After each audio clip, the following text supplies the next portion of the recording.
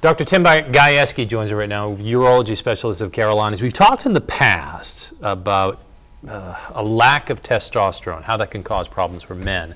I was unaware that this is a problem that can cause, a situation that can cause problems for women as well. Yes. It can lead to sexual dysfunction generally? Yeah, absolutely. It's something that we see, and of course we try to approach it globally. So not just men, urologists sometimes focus just on men, gynecologists sometimes women, but we find both specialists don't look at the global picture. And we're finding more and more that women have a high rate of sexual dysfunction for various reasons. So it can be related to low testosterone, hormonal problems, post-menopause, post-surgery, pelvic pain, various things, various causes that we don't really find is addressed very well by any certain group of doctors. I mean, when I think about testosterone, I usually think about men, and this is coming from obviously from a layman's perspective.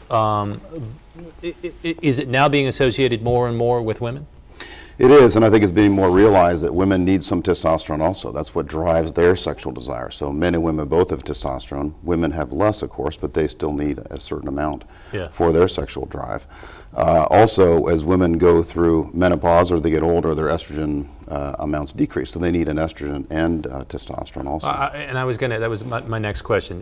When we talked about it with regard to men, it seemed to be an issue that was related to age. Yes. Is that the same case with women, or? I think so. I think both with estrogen and testosterone as they get older. Okay. And then men's testosterone does decrease, but of course they have other reasons why they have sexual dysfunction or erectile dysfunction as they get older. Do you find, maybe it's the case with both men and women, do you find it's the case with both sexes that when they go in for checkups that they don't necessarily ask questions that might relate to problems such as this? Yeah, absolutely. We talked about that this week. So many people come in for another problem, whether a male or female, and at the end of the interview, if we don't ask, sometimes they'll just won't bring it up. Only 10% of women will ever mention this as a problem to their doctor, whether a gynecologist More so or than urologist.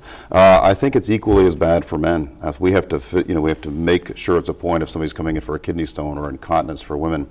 We have to make sure we're asking that also. It is not even on their complaint list. So. Okay, so if you were to give one or two recommendations for women out there, what would it be? Would it be just asking questions? I would say bring it to the attention of your doctor. Let your doctor know, whether it's your primary care doctor or your urologist or gynecologist, know that there's help out there to help the problem. Okay. Dr. Tim Gajewski, much appreciate your time and your expert advice. Thank you very much. Thanks for joining us. That's our end of conversation for today. We'll be right back.